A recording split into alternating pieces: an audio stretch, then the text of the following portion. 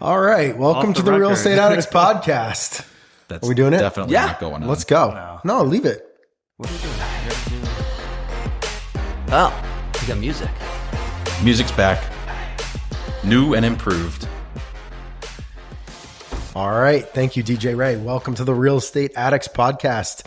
No idea what episode we're on, but we're here today with our hosts, Mark Savatsky with Choose Boston. Dan Rubin, RH Investment Group. Ray Herto, RH Investment Group. And joining us today, for the second time, Garrett Hogan with OnPoint Companies. when were you on the first time? I asked the same thing when he came in. Remember? No, we've done 100+ episodes. Yeah. Do you want me to look it up? We're an I'll look it up. award-winning podcast. Yes. This is true. For an award-winning podcast, Well, we should know. Regardless, you're here and we're happy to have you. You canceled on us last week and all three of you declined my Dunkin' Donuts order I on the canceled way. last week. That's sick. Like anyone texts me, do you want something from Dunkin'? I'm just going to come up with something. Okay, so what'd you bring You us? guys, all three of you, just one after the next said no. Well, I chugged a Celsius, so, you know. You did bring us a piece of bacon. Yeah, it did. That was stuck to my shirt. Then he ate it. That's like having like a salad bar or like a coupon for like a free something, and then just like telling the cashier you're all good. Like I was gonna buy you guys anything you want at Dunkin'. I'll take What's the drink of Oh, choice was it today? anything? Well, I told It you was anything you want. if there was maple bacon latte, then you had me. Okay. Next time, get it. All right. What's with the hat? It's You just get nice- it's a vibe. It's cool out. It's cold out. What have you been up to, Garrett? Yeah. A couple of different things. Been pretty busy this year. Working on 6 units in East Boston. Finished up a 12-unit project in Jamaica Plain. We got 2 units left for sale, so hopefully that'll be wrapped up quickly. And I am now renovating a house in Brookline for the second time this year. That's the same one? Same house, yeah. What happened? So this is a first for me. So it's actually kind of a long story, and it goes back to the initial investment thesis. So put this house under agreement back in 2024. I want to say it was September. I think you reached out to me about it. I did. I sent it to you because I wasn't sure exactly what I wanted to do with it. And Closer to the mic. yeah, so No, it was just for the camera. There you go. We got I want to cameras make now. sure you can see my face. Yeah, you got to look and smile for the camera. So at the time, as much of the Boston market was kind of frozen during the election season, and there wasn't really anything transacting. So, initially the gut reaction would be to just go in, fully gut the house, completely redo it. And, It was massive, right? it's massive. Yeah. So it's 5,000 square feet. It was technically a legal 2-family. Been in the same family for like 40, 50 years. There was one child still remaining, adult child. He was like 50, but he was the child of the owner. Did you evict him? Did not evict him. Because he was only 11? I think the sister did a good job of that by anytime he needed oil, there was a sibling rivalry going on. So, but he was ready to go. Father and mother had passed away in the previous couple of years, but Was that rivalry like a good or bad thing? Did it help you because you were kind of like the one to make them happy, or did it not yeah, matter? well, with sellers on a lot of these deals, like the motivation, you never know when it's going to happen. You never know, you might talk to somebody and 2 years later they say, hey, remember me? Like we talked, like I'm actually ready to sell. So it was a bit one of those kinds of situations where the stars just kind of aligned, and it was just like the perfect moment in time when they were both like, we need to sell this. I don't want to live here. The house is way too big, costs way too much to heat, to live here, so on and so forth. And then the sister was living in Ohio, and so she just wanted nothing to do with it. She wasn't around. She was, raising her family there. So it was just kind of one of those situations where the motivation was there to sell it, and was able to capture that and get a deal done. So you renovate it, you sell it, and now you're renovating it again. Explain. Yes. So But you didn't gut it, right? so I didn't gut it. So basically, at the time, I was doing an analysis on the deal, and This guy just is laundering money. no. I mean, good. Yeah, I don't know. I'm not judging. So doing an analysis on the deal, and there weren't many things transacting, during what would have been the fall market 2024. So I was really relying on comps from spring of 2024, which at that time I closed in January. So the market was like pretty dead. Yeah. So I made the decision partway through to do something that I wouldn't otherwise do. And that's just, there's a shortage of houses on the market in this price point. I can either renovate the whole thing and sell it at top of market, or I can go in there, I can kind of fix it up, clean it up, make it so that a family can live in there, and then sell it at a reasonable price, keep it down, and kind of let them go nuts. Would you say buff and puff? Fluff and buff? Puff and puff. Lipstick on a pig? Lipstick on no. Yeah. Lipstick and rouge. I haven't heard that one before, but I've heard fluff and puff, It but just not speaks puff and to the puff. company that I keep. yeah. Yeah. That's hilarious. You know, fluff and buff? I've heard fluff and buff, but you said Yeah. bluff and puff or something. You reversed it. I don't know what you guys Do you want to are. have another coffee? Yeah. Sorry, I interrupted you. We're interrupting. Keep it going. So this guy's laundering money. Nobody's laundering money. So this episode's getting flagged big time. So my market timing was also such that I was closing on this in the winter as well. So if I took it full cycle and did everything, I would be selling it in the winter. So I was cognizant of that fact. So what I decided to do was just go in there, did the baths, did all the floors, patched the floors, fixed the bathrooms, redid some showers, mostly cosmetic kind of work. And then anything that needed to be addressed in terms of like plumbing, electrical, anything that, wasn't working correctly also took care of. But the house kind of had two fundamental issues. One is that the kitchen was just too small. And in order to redo the kitchen, you really needed to open it up. So that required a steel beam and probably all sorts of different structural permits and stuff from the city of Brookline. And the other was there was no master bathroom or primary bathroom. So in the way that the floor plate was laid out, it was such that you go onto the second floor and it's just a bunch of rooms. So depending upon how you would want to configure it, you could have took the room in the front and did that. You could have took the room in the back and did that. So I was just thinking, like, if I can essentially clean this house up, make it market ready, sell it to somebody who wants to execute their vision, they can come in here and redo the kitchen, make it as beautiful as they want, put in full Sub-Zero, Wolf appliances, whatever, and then also create a really nice primary suite. Some people have 1 kid, 3 kids, 10 kids. So you could really take a lot of the spaces up there and kind of go nuts and make a really nice space. Or no kids. Or no kids, yeah. Exactly. When you're looking at it from that way, though, it's different than when you're looking at it from, I'm going to sell this and maybe either condo convert it or try and find whatever the highest value is. So the configuration that you would have gone with is probably different than how you're selling it the first time. Is that fair to say?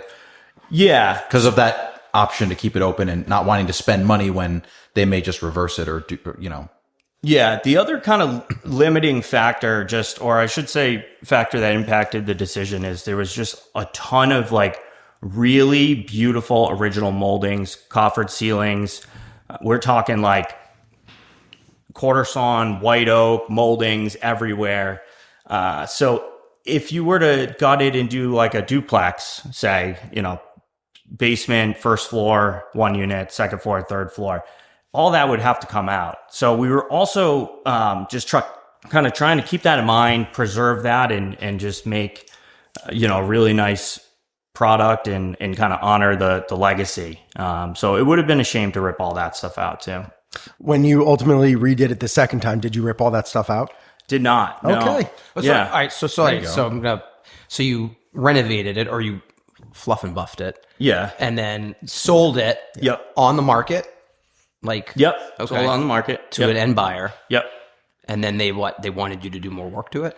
They basically were like, you have a vision for this house, which I did. I had full set of plans and everything drawn up. Had a lot of the design already worked out. And they said, we really like that. The two things that we like are old kind of Victorian style houses. So they knew they wanted that. They didn't want a modern house. But they also wanted the modern kitchen, and then they needed the bath. So I had renderings for all of that already prepared. So they looked at that and they're like, yeah, this is exactly what they want. So they closed on it. We had a meeting, and they were basically like, carry out your vision. We like it. And, So now you're acting as their GC. yeah. So now I'm playing GC, which How's that been? good, actually. So good that I've actually been tempted to try to do more GC work, which, I looked at another project and quickly realized that these clients are very unique. Yeah. That's the thing about being a GC to me. Yeah. It's like, I don't mind being a GC third party as long as the client's awesome. Yeah. Like if you could just filter for that. Define awesome. Like what's after you mute your phone? Define awesome. Because we agree. Like one of the projects Dan and I did, it's not that they weren't good clients. They were nice enough people, but it was almost like you have to put guardrails on what finishes and scope that they are be involved in. Let me explain. I think one, well capitalized, right? Two, they get it, and that's a broad term and broad way of saying like things are going to go wrong. If you're just going to take those opportunities to shove it down my throat, not a good client. But if I can call you and say like, hey, look, we followed the plans. The vanity light in the guest bathroom it's just too low. It doesn't look good. And I decided to take them off, patch the walls, and reinstall. And that client can then say, good call. Like, I got you, man. That's a couple $1,000. Like, thank you for doing that. Option B, he could say, you never asked me for prior approval. I'm not paying that. And, like you can, and that can repeat itself throughout the build. Right? What else? Yeah, would you add no, to that definitely. list? I mean, I think you summed it up. What was unique about these folks is, they're just pleasant people just in general, but they were really like, we don't do this. This is not what we're good at. So we really just want you to take your vision and just run we trust your opinion. We trust your opinion. So they don't have to weigh in on finishes they don't have to approve anything because you had already basically put it all together. Yeah, for the most part. So Libby, because that's I think the biggest pain. Right. The interior design side is a huge part of it. Yeah. Correct. Yeah. So we had Libby come in with Saks Design, and she took kind of the original plan for the design. We presented it. They made a couple, minor changes based on their preferences. And then we locked it in, and, to their credit, like they did not change their mind. And that's something that they said. And I feel like everybody says this going in. It's like, oh yeah, we're going to be easy. We're going to be great. Like we'll make a decision. We'll stick with it. It's like, they actually did. And it was, it was great. I don't even care if you change your mind. As long as you're willing to pay for it, you have no issue. And you're not going to ask me to price set 7 ways, just like, right. Yeah. Well, I think the other challenge is if you go in with a vision, and obviously having Libby's, designs, it's probably a certain style. And then if they start picking finishes that clash, and then you have mixing styles, then overall, they're the client, they can do whatever they want. But do you weigh in on that if that starts happening, or do you just say, nope, that's what you want, that's what you get? Or is kind of Libby not really involved anymore? Like she put the initial concept together, the design together, you presented it, and then they just said yes. Yeah, pretty much. Obviously, with any project, like things can change and come up, dimensions matter. So we had a couple on the fly decisions, but clearances, things like that. Yeah, nothing that derailed the project. That's great. Yeah, took up time. So again, it went really well. We did it quick. So we closed in middle of July, and then they were in the house for second week of November. So it was like, but you didn't gut it though.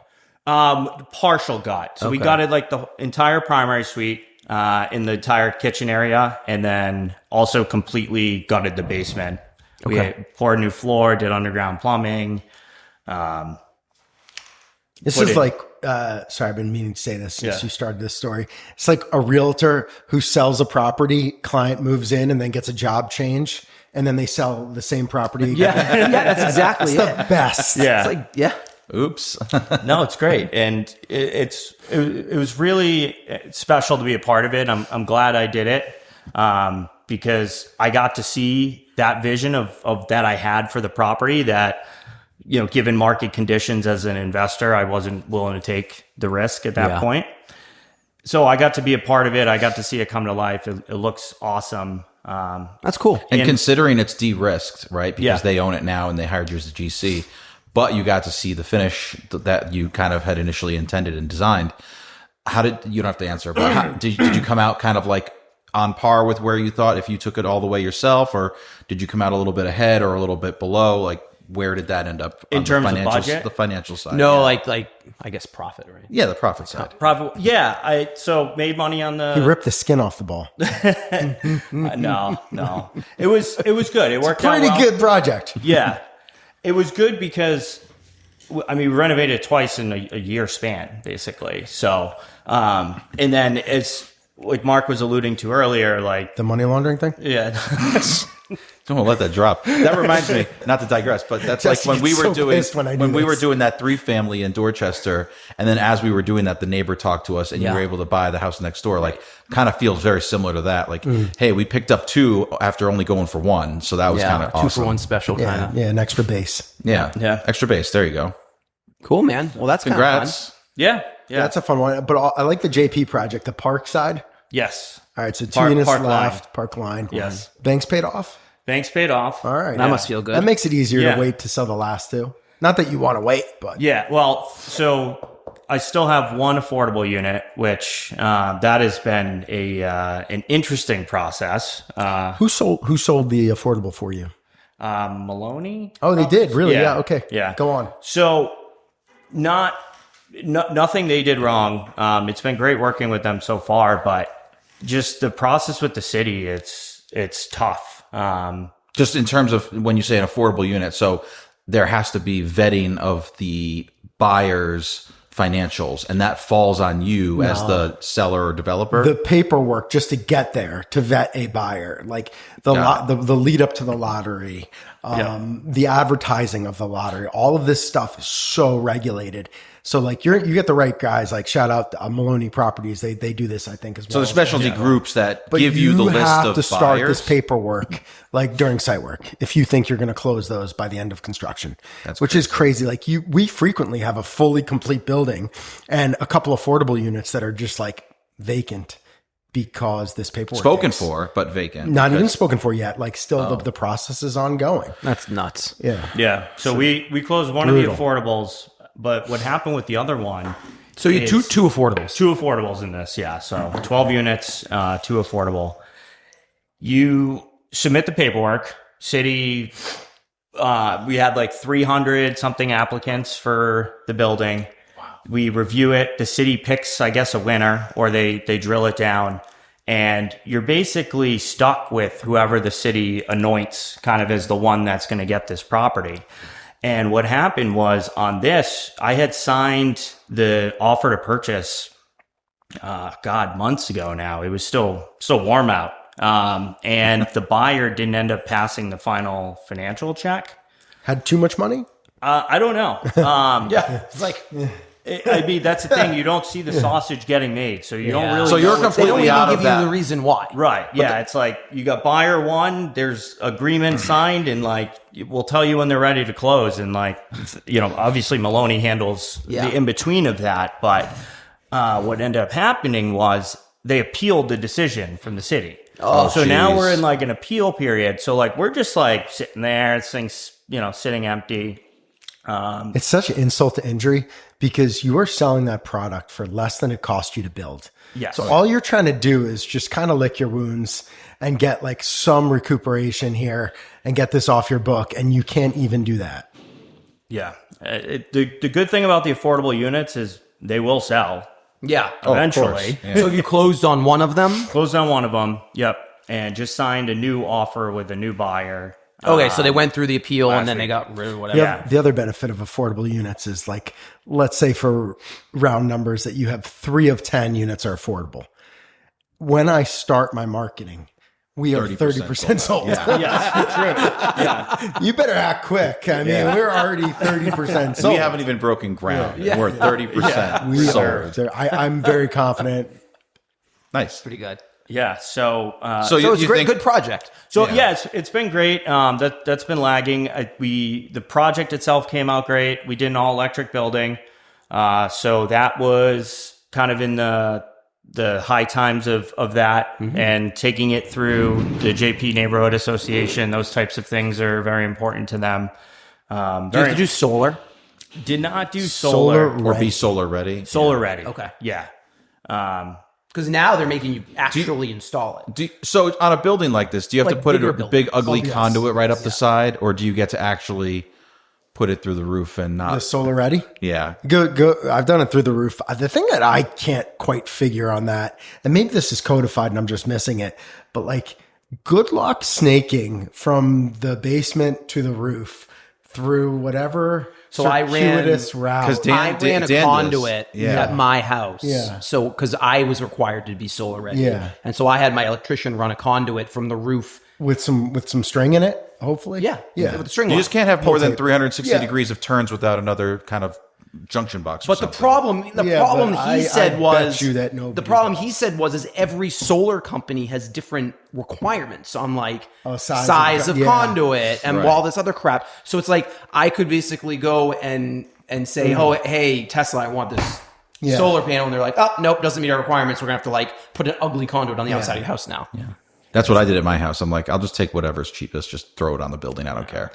Yeah, I mean, solar's tough because it's kind of like the iPhone dilemma. It's like, when do I buy the new one? It's like, I'm going to buy the new one, and then the new one's going to come out, a month later. So it feels like the solar panels of, 10 years ago are like completely obsolete. Yeah. And, The they're efficiencies. coming out with like new versions of the Powerwall like every year. Right. So it's like To make it worse, you don't even own the iPhone. You're just paying a monthly installment, and they're like Unless you giving buy it you a outright, little unless you bit buy of it outright. Yeah, and You then can you buy can it. always upgrade, but they're going to own your house for even longer. Yeah. Or more specifically, your roof. Yeah. So they're like, yeah, sure, we'll rip out the iPhone 14 and give you a well, 17. now all the rebates are gone now. So yeah, rebates Test are getting the- harder. no, they're gone. Oh, for All solar? solar. Big beautiful bill, I think, killed almost everything. Yeah, all the federal rebates. If you had it, you keep it. It you rolls get forward. $3,500 from the But state. you can't get more. Yeah, the state will give you stuff through mass saves. I feel like that's an important disclaimer that we should make too. So if you are currently renovating a house for sale and you're not planning on moving into this house and living there, do not fall for we'll give you a free roof, but we're putting solar on it, because trying to sell that house when it's done and having somebody assume your solar contract for the next 30 years is very difficult. Yeah. Yeah. So That's a good. I bought and good pro financed tip. mine, so I own it. Yes. Once it's paid off, the UCC is gone, but it's different than a power purchase agreement. yes, thing. correct. Yeah. Cause they, PPAs You don't are, wanna PPAs are like the predatory subprime you don't want to lease them. of the solar industry, basically. UCC. That just gave me like a little bit of PTSD. yeah. I'll tell you a quick, this is like a short aside, but I'll try to be quick. We have an electrician on a big job. I'm just an employee on this job, right? Electrician goes out of business. He has all these light fixtures in his warehouse. We need them. We paid the electrician for the light fixtures. This lighting supply company sued the company I work for and me personally. I got served at my house for fraudulent conveyance because they said that they had a UCC filing on these lights. So basically this is the concept, which I only learned because I was served and had to, is that like if Garrett's going bankrupt, he can't just like nudge me and be like, Savatsky, just give me like $1 for this Jeep. The bank's going to take it anyway. F them. So they like thought I you give him were- $1, he gives me a title. The bank will then look at me and be like, bro, fraudulent conveyance. I see. Give the Jeep Interesting. back. So that happened to you, and then, But there was no you didn't nudge. have, but you didn't have We any paid. conveyance. We paid. Oh no, you paid market we value. paid. He just never paid. You know, I see. we didn't. And he was supposed to yeah, buy. like our requisitions were all quite clear that like we paid and that was what it was for, and it went through a third. Regardless, like as we all know, anybody can sue for anything and everyone. Yep. He used to have a business law teacher. He used to scream to this like big lecture, "What are we going to do?" And the whole class would yell, "Sue!" And then he'd say, "Who are we going to sue?" And the whole class would go, "Everybody!" And I'm like, Pretty accurate. Yeah. Pretty accurate. unfortunately. Did you have any entitlement drama on this one, or was it? This one was actually good? pretty straightforward. We lobbed a floor off the top. So we originally came in 4 stories with common roof deck. Had some suspicions that wouldn't work out, although next to us we do have the density. We've got a school right across the street, and then we've got some large brick buildings that are like not quite 4, but they're like 3.5. They've got like that basement kind of parlor level.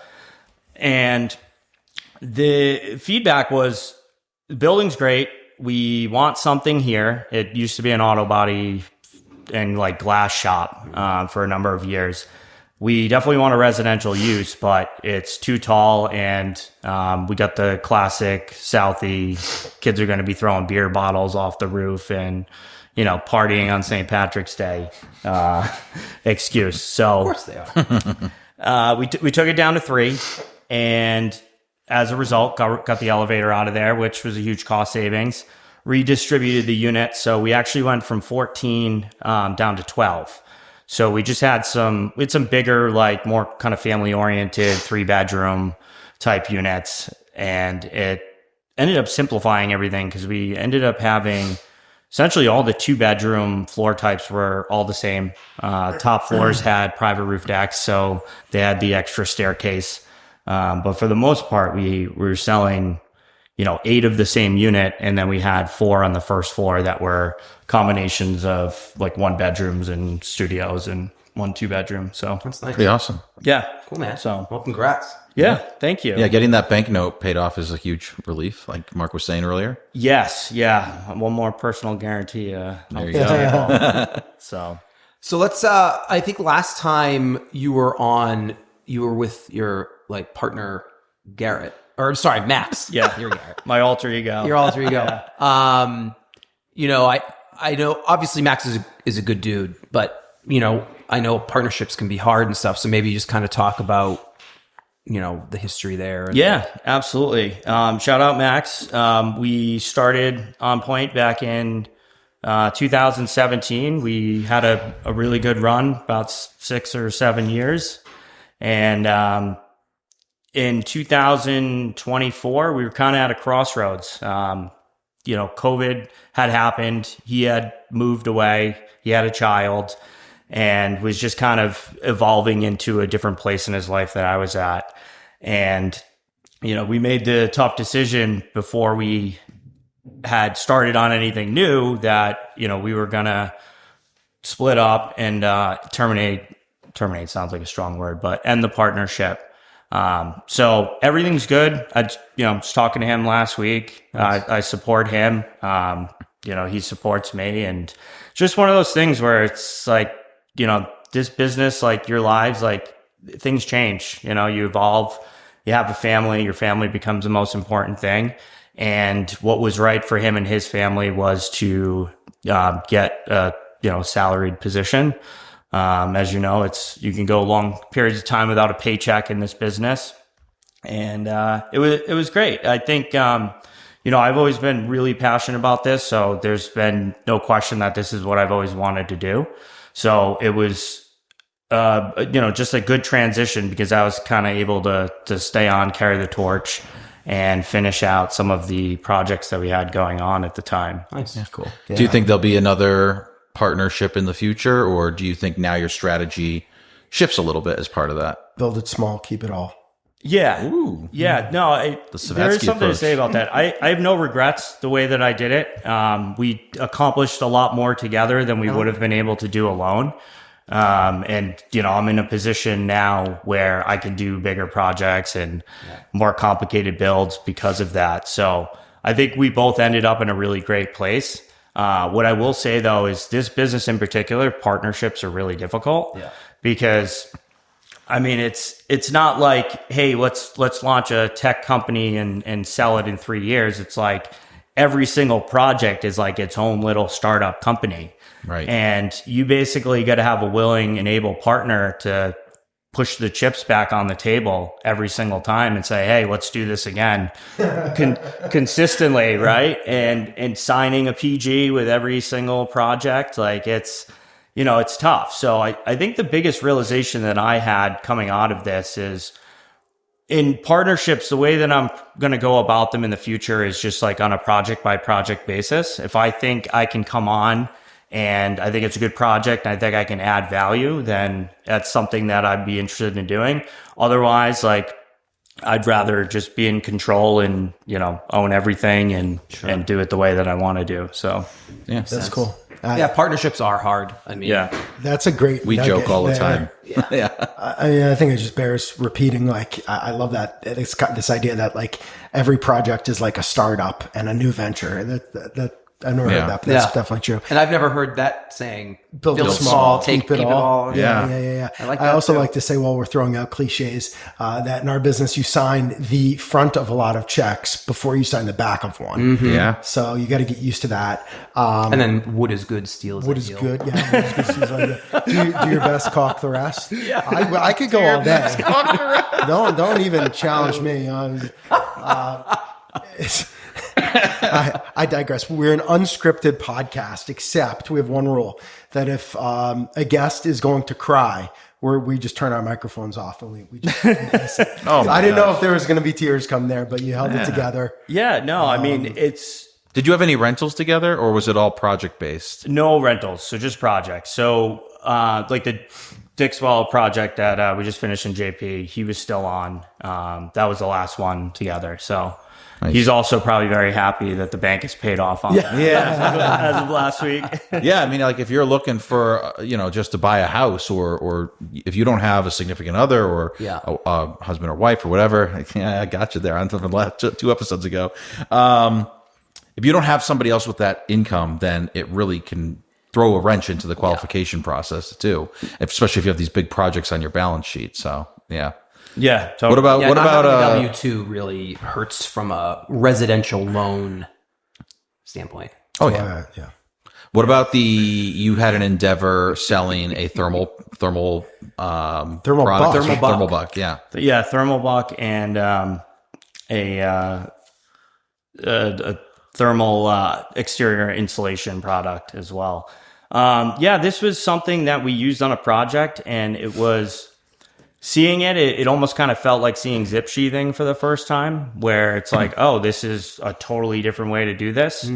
And, I had been looking for a product to use, and I came across this, and it solves a lot of problems. As you guys know, the new building code requires you to have outboard insulation on any new builds in order to meet the energy code. So we found this at a time where all of those code changes were kind of being talked about, but nothing had been put in place yet.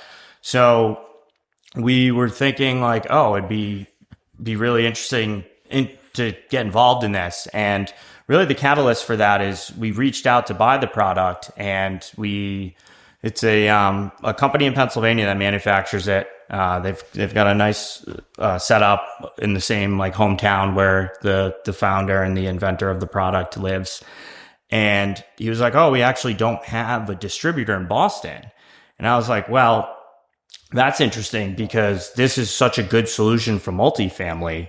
It's the product itself. It's a continuous insulation, basically 4x8 sheet with a vapor and water resistant barrier laminated onto it. So it saves you a trip around the building. So when you're building a big multifamily, you've got tight lot lines, that kind of thing. It really benefits you in time saved and kind of accomplishes a couple of different things that you need on that exterior layer. So What's it called?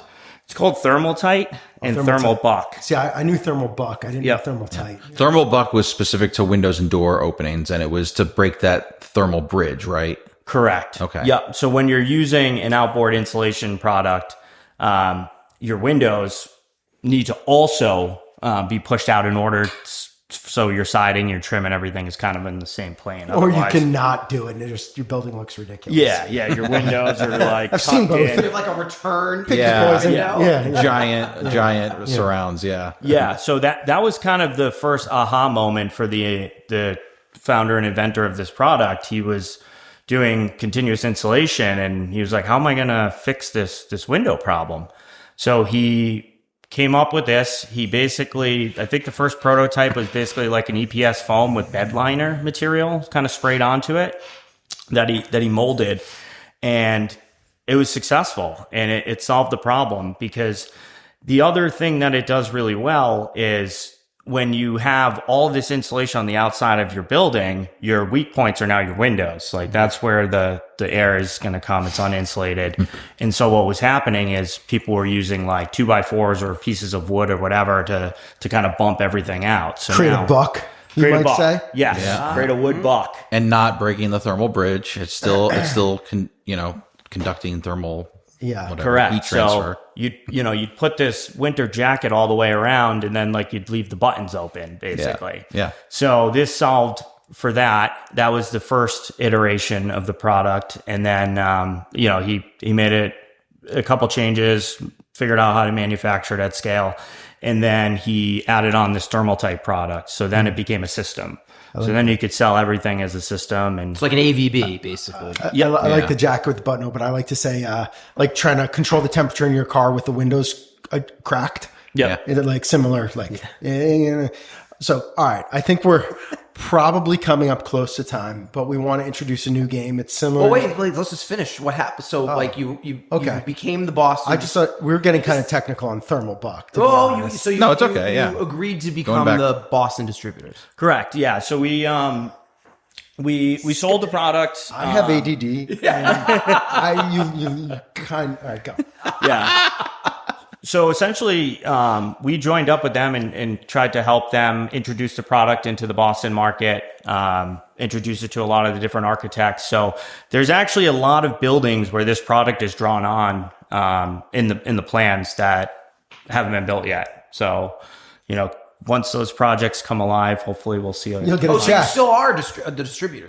You didn't give that up. I don't have as much time anymore because I'm trying to build a business. Can't all be as lucrative as mega handles. I was literally about to. I was like, not to Yeah. mention mega Yeah. handles. Also similar. Like I like MTech. I like Baldwin. I like good hardware, and I wasn't going to pay $120 a handle set. Yeah. And I found these guys in New York, and they drove to Boston. They had no local distributor, so actually that was a partnership I got with Garrett. Garrett has an online storefront, and we're the New England reps. That's awesome. Yeah. So yeah, if you need really good door hardware, for It is. It's Mega very handles. nice. Yeah. No, I used it in my house. How come we didn't get this for Dorchester? Oh, way over budget. Oh, these are condo. Okay. No. You could use it for anyone. All right. So the game is called Red Flag or Deal Breaker. Oh, right. All right, so we're going to throw out a concept. Well, some people have suggested that we should have a beige flag. Shout out to my friend Edward. He suggests that beige flag makes the game too easy. You have to draw a line in the sand and pick one side or the other. There's nuance, Yeah, there's really no nuance. This is like, okay, first one for you, asbestos. Red flag or deal breaker? It depends. How much is there? Where is it? How And I much? asked some qualifying questions. You And just at have what to- and gotta at plant what your stage flag. of the project you I find would it? say red flag. In most situations, it's manageable. In certain crazy situations, it will kill the deal because it will be too expensive to remediate. Quick story, we had asbestos on the backside of brick at a very big building we did in the South End, and it was on all of the brick veneer. So we had to dispose, it was more cost effective to dispose of all of the construction debris as asbestos containing material than to selectively try to get it off and bag just that portion of the project up. Wow. Serious premium. That's Yeah, unbelievable. that's a change order. Or asbestos soil, that is a deal breaker.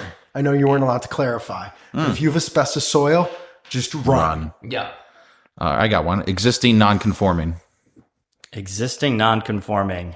This would be in a renovation, I suppose, because If it was new construction, it wouldn't matter. But I feel like we wouldn't have a Neither. job. It's like the if- best thing in the world. Yeah, we wouldn't be Is there here an if we option didn't have for that. like marry immediately?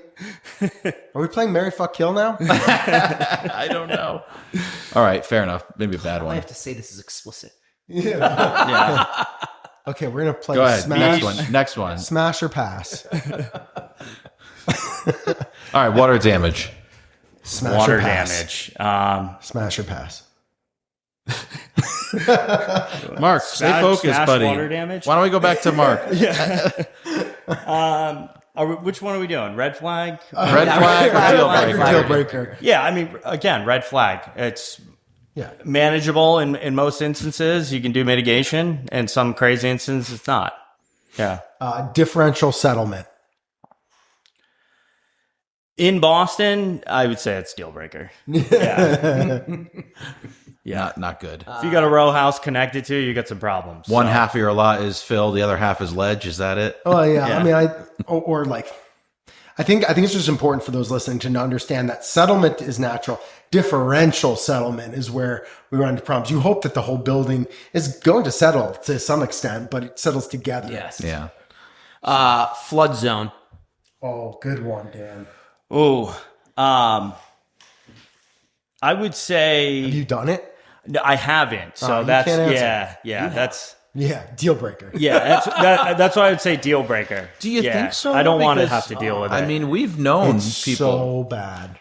So, but you're just The layer of bureaucracy is amongst the thickest that there is. Like I've been through every department and group in the city and this, like a lot of municipal.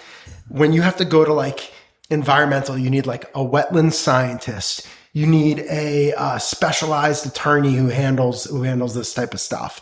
And like they basically put a cloud on your title for the whole project. Yeah. It's called order of conditions, and they record this. And it's like all the 101 things you need to do during construction, including like no dumpster on premises. Because if like Noah's Ark and the Great Flood happens, like your 30-yard container will end up in Maverick Street. along with 10 other houses. So but in theory, you're can't have agreeing that to dumpster. like live load your entire project the whole time. Jesus. That was a condition on my project. Now, are we talking about like the 1 in 100 flood zone, or like what defines the flood zone? Because there's different types, right? No, certainly that is. I'm talking X. Got it. Yeah, AE. Yeah. X is still okay. X is like, watch out. That's a red flag. AE becomes a deal breaker for me. Got it. yeah. And you know, That's another pro tip too. If you're looking at a project and it's in zone AE and you're thinking, I'm just going to go in there and renovate this, most municipalities now will not allow you to do that unless you raise the house. So if you're in there and you're like, oh, I'm just going to, do the kitchens and the bathrooms, and you're midway through and the home inspector comes in and goes, you've taken down 60% of the walls. You got to raise the house 8 feet. You're like, Things going on stilts. yeah. So, just make sure you do that due diligence beforehand, because you can get yourself in a lot of trouble. You're basically handing the keys over at that point, I think, for most people. So, all right, last one, Ray. How about like permitted deals? And I put it in quotes because it hasn't gone the distance and gone through every other group.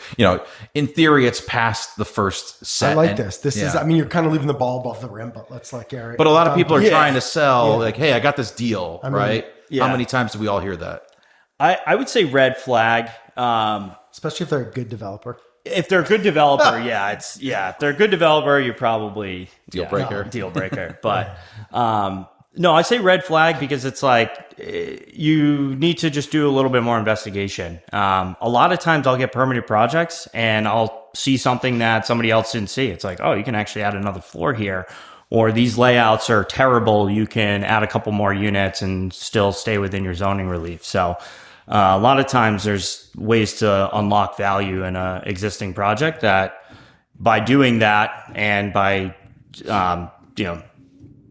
crafting the deal or structuring the deal the way that you want to, it can often lead to a really good project. Nice. Yeah.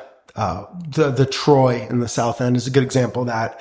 Girding Edling bought that permitted and stayed within their height. They went to a proprietary floor system. Is this the all wood? No, it's actually called girder slab. Okay. Which is wild. It's like these precast slabs that look, and they have like it sounds, girders on either side of the slab, and they come in with a crane and they drop them. So your floor to ceiling is like very thin. That's the same concept with the heavy timber or whatever it was. Yeah. I mean, what you're looking up at is your ceiling. It's also the guy above you's floor. So careful with sound. But, all right. I think this is an awesome episode. Yeah. But they end up getting another floor or something? They did, yeah. Yeah, nice. Yeah. So, Well, it was great catching up. Yeah, If anyone absolutely. wants to follow you or find you, how can they do that? Instagram, OnPoint Companies would be the best way to find me. Awesome. Well, congrats on all your success and future success. Yeah, thanks thank everyone you. for listening, rating, subscribing, and watching our YouTube channel. Yeah. This is exciting, and thanks again. See you on the next one. Cheers. Peace.